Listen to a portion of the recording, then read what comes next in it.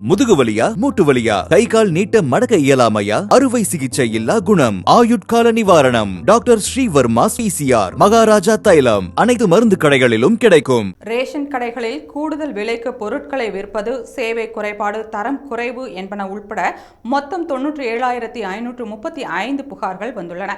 அவற்றை உடனுக்குடன் தீர்க்க நடவடிக்கை எடுக்கப்பட்டுள்ளது என்று உணவுத்துறை அமைச்சர் சக்கரபாணி தெரிவித்துள்ளார்.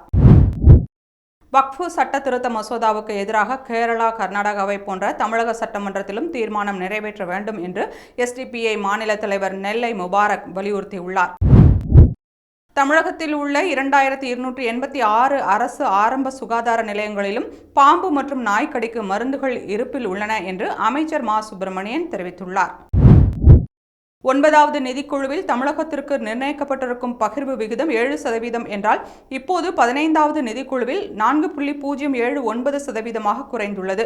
தமிழகத்திற்கு வரவேண்டிய 2.63 லட்சம் கோடி ரூபாய் இதுவரை கிடைக்காததால் தமிழகத்திற்கு ஒரு மிகப்பெரிய இழப்பு ஏற்பட்டுள்ளது என்று நிதியமைச்சர் தங்கம் தென்னரசு தெரிவித்தார்.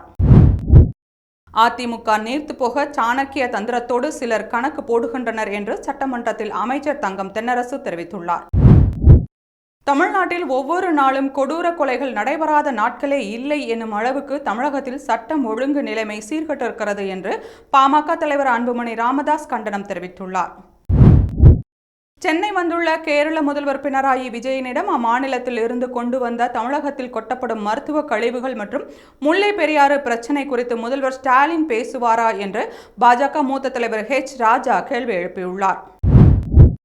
பஞ்சாப் விவசாயிகள் கைதை கண்டித்து வைகை ரயிலை மறித்த திருச்சி விவசாயிகள் கைது செய்யப்பட்டனர். மதுரையிலிருந்து திருச்சி வழியாக சென்னை நோக்கி சென்ற வைகை விரைவு ரயிலை நடு பாலத்தில் மறித்த விவசாயிகள் மத்திய அரசை கண்டித்து கண்டன முழக்கமிட்டனர். போராட்டத்தில் ஈடுபட்ட ஐயா கண்ணு உள்ளிட்ட 20 பேரை கைது செய்தனர். பஞ்சாப் விவசாயிகளை கைது செய்தது பஞ்சாப் போலீஸ். ஆம் ஆத்மி அரசு அங்கு நடக்கிறது. ஆனால் ஐயா கண்ணு உள்ளிட்ட சிலர் மத்திய அரசுக்கு எதிராக போராடி வருகின்றனர். சிப்காட் வளாகங்கள் அமைப்பதற்காக விளைநிலங்கள் கையகப்படுத்தப்படாது என்பதை கொள்கை அறிவிப்பாக தமிழக அரசு உடனடியாக வெளியிட வேண்டும் என்று பாமக தலைவர் அன்புமணி ராமதாஸ் தெரிவித்துள்ளார். உலக தண்ணீர் நாள் கடைபிடிக்கப்பட உள்ள நிலையில் உச்சநீதிமன்ற ஆணைப்படி தமிழக சதுப்பு நிலங்களை அறிவிக்கை செய்ய வேண்டும் என பாமக நிறுவனர் ராமதாஸ் வலியுறுத்தியுள்ளார். இளைஞர்களின் நலனை கருத்தில் கொண்டே ஆன்லைன் விளையாட்டுகளுக்கு நேர கட்டுப்பாடு கொண்டுவரப்பட்டது என சென்னை உயர்நீதிமன்றத்தில் தமிழக அரசு விளக்கம் அளித்துள்ளது. நீதித்துறையை அவமதிக்கும் வகையில் பேசிய நாம் தமிழர் ஒருங்கிணைப்பாளர் சீமான் மீதான வழக்கை எழும்பூர் நீதிமன்றம் தள்ளுபடி செய்தது தொடர்பான ஆவணங்களை சமர்ப்பிக்க சென்னை உயர்நீதிமன்றம் உத்தரவிட்டுள்ளது. பாம்பன் மீனவர்கள் 14 பேருக்கு தலா 4 லட்சம் ரூபாயை அபராதமாக இலங்கை நீதிமன்றம் விதித்துள்ளது. பாம்பன் மீன்பிடி துறைமுகத்தில் இருந்து கடந்த மார்ச் 6ஆம் தேதி மீனவர்கள் மீன்பிடிக்க கடலுக்கு சென்றனர். தனுஷ்கோடி தலைமன்னார் இடையே மீன்பிடித்துக் கொண்டிருந்த 14 மீனவர்களை இலங்கை கடற்படை சிறைப்பிடித்தது. தமிழ்நாட்டில் சாதிவாரி கணக்கெடுப்பு நடத்த கோரிய மனுவை உயர்நீதிமன்ற மதுரை கிளை தள்ளுபடி செய்து உத்தரவிட்டது. சாதிவாரி கணக்கெடுப்பு என்பது மத்திய அரசோடு தொடர்புடையது. அது மட்டுமல்லாமல் சாதிவாரி கணக்கெடுப்பு நடத்துவது குறித்த பல்வேறு வழக்குகள் உச்சநீதிமன்றத்தில் நிலுவையில் உள்ளதால் வழக்கு தள்ளுபடி செய்யப்படுகிறது என்று நீதிபதிகள் தெரிவித்தனர். ஆந்திராவில் இருந்து கேரளாவுக்கு கண்டெய்னர் லாரி மூலம் மாடுகள் கடத்தப்படுவதாக கோரக்தல் அமைப்பின் மாநில தலைவர் ரகுராம் சர்மா அச்சிரப்பாக்கம் போலீசில் புகார் செய்தார். இதையடுத்து அச்சிரப்பாக்கம் அடுத்த ஆத்தூர் சுங்கச்சாவடியில் லாரியை மடக்கி சோதனை நடத்திய போது 33 பசுமாடுகள் 6 எருமை மாடுகள் கடத்தி வரப்பட்டது தெரியவந்தது. அந்த மாடுகளை போலீசார் மீட்டெடுத்தனர். ரம்ஜான் பண்டிகையை ஒட்டி சென்னையில் இருந்து கோவைக்கு சிறப்பு ரயில் ஏற்பாடு செய்யப்பட்டுள்ளது. இந்த சிறப்பு ரயில் வரும் 30ஆம் தேதி சென்னை சென்ட்ரல் ரயில் நிலையத்திலிருந்து இரவு 11:20க்கு புறப்பட்டு பெரம்பூர், அரக்கோணம், காட்பாடி, ஜோலார்பேட்டை, சேலம், ஈரோடு, திருப்பூர் வழியாக போத்தனூர் ரயில் நிலையத்திற்கு காலை 8 மணிக்கு வந்தடையும் என்று ரயில்வே அறிவித்துள்ளது.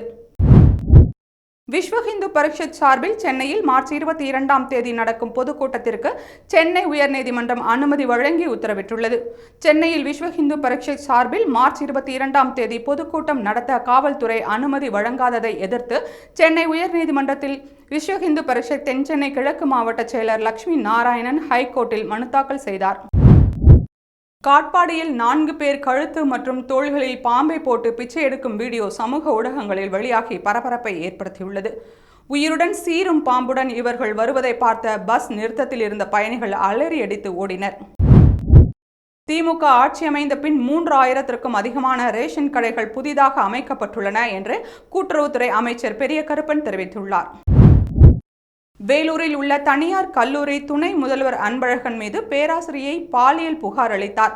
துணை முதல்வர் மீது நடவடிக்கை எடுக்க கோரி அக்கல்லூரி மாணவ மாணவிகள் மகளிர் போலீஸ் நிலையத்தை முற்றுகையிட்டனர். இதையடுத்து வேலூர் அனைத்து மகளிர் போலீஸ் விசாரணை மேற்கொண்டு கல்லூரி துணை முதல்வர் மீது 7 பிரிவுகளின் கீழ் வழக்கு பதிவு செய்து விசாரணை நடத்தி வருகின்றனர்.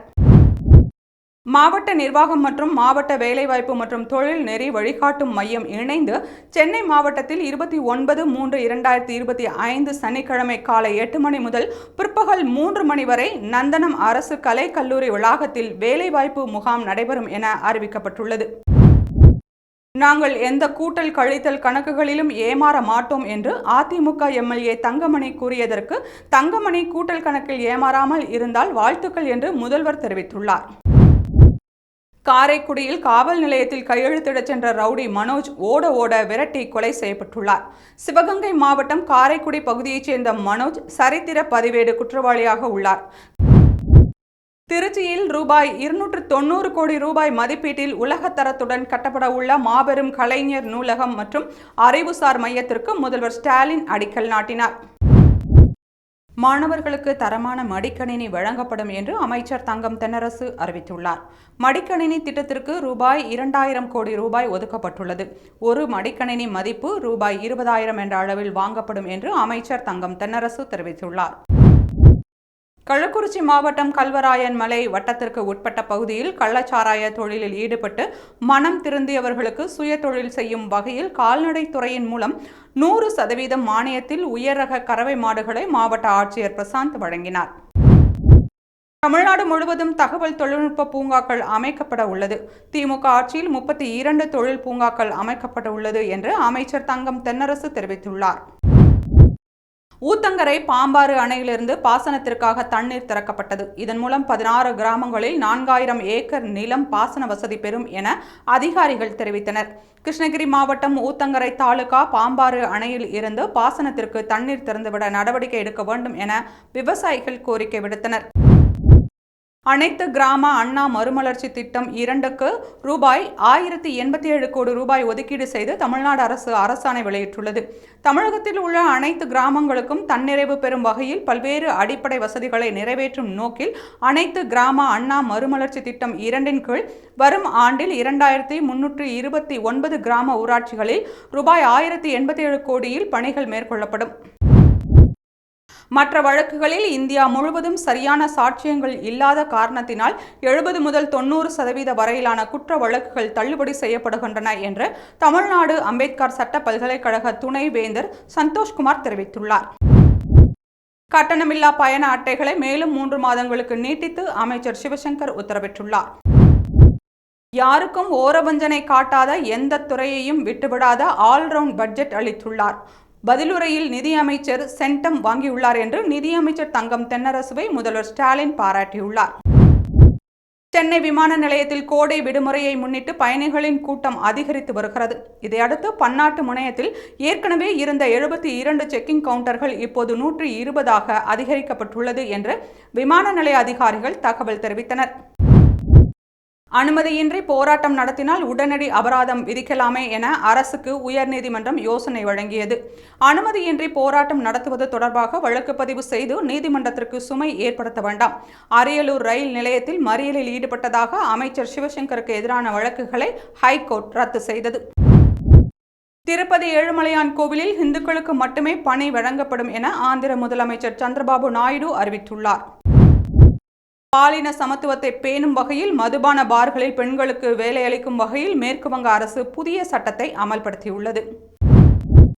மொபைல் போனை தொடர்ந்து பயன்படுத்தினால் அடுத்த 10 ஆண்டுகளில் உலகம் அழிந்துவிடும் என பீகார் சட்டமன்றத்தில் முதல்வர் நிதிஷ் கூறியதால் ஆளுங்கட்சிக்கும் எதிர்க்கட்சிகளுக்கும் இடையே கடும் வாக்குவாதம் நடந்தது. சென்னையில் நாளை நடைபெறும் தொகுதி மறுவரையறை கூட்டத்தில் பவன் கல்யாண் கட்சி பங்கேற்கிறது. ஆந்திராவில் பாஜக கூட்டணியில் பவன் கல்யாணின் ஜனசேனா கட்சியும் உள்ள நிலையில் கூட்டத்தில் பங்கேற்கிறது. ஜனசேனா கட்சியின் மக்களவை உறுப்பினர் உதய் ஸ்ரீனிவாஸ் நாளை நடைபெறும் கூட்டத்தில் கலந்து கொள்கிறார். மாரடைப்பை கண்டுபிடிக்கும் புதிய செயலியை ஆந்திராவைச் சேர்ந்த 14 வயது சிறுவன் கண்டுபிடித்து சாதனை படைத்துள்ளான். சிர்காடியன் AI எனப்படும் இந்த செயலியை ஸ்மார்ட் போன் மூலம் இதய துடிப்பு ஒலிகளை பதிவு செய்து ஆரம்பகட்ட இருதய நோய்களை துல்லியமாக கண்டறிய முடியும். ஒரே நாளில் சுமார் 700 நோயாளிகளுக்கு பரிசோதனை செய்யப்பட்டது. சித்தார்த்திற்கு முதல்வர், துணை முதல்வர் உள்ளிட்டோர் வாழ்த்து தெரிவித்தனர். திருப்பதி ஏழுமலையான் கோவிலில் நேற்று 58,872 பக்தர்கள் தரிசனம் செய்ததில் 23,523 பேர் தலைமுடி காணிக்கை செலுத்தியுள்ளனர். சுமார் 18 மணி நேரம் காத்திருந்து சுவாமியை பக்தர்கள் தரிசித்து வருகின்றனர். ரூபாய் 300 டிக்கெட் பெற்ற பக்தர்கள் 3 மணி நேரத்தில் தரிசனம் செய்தனர்.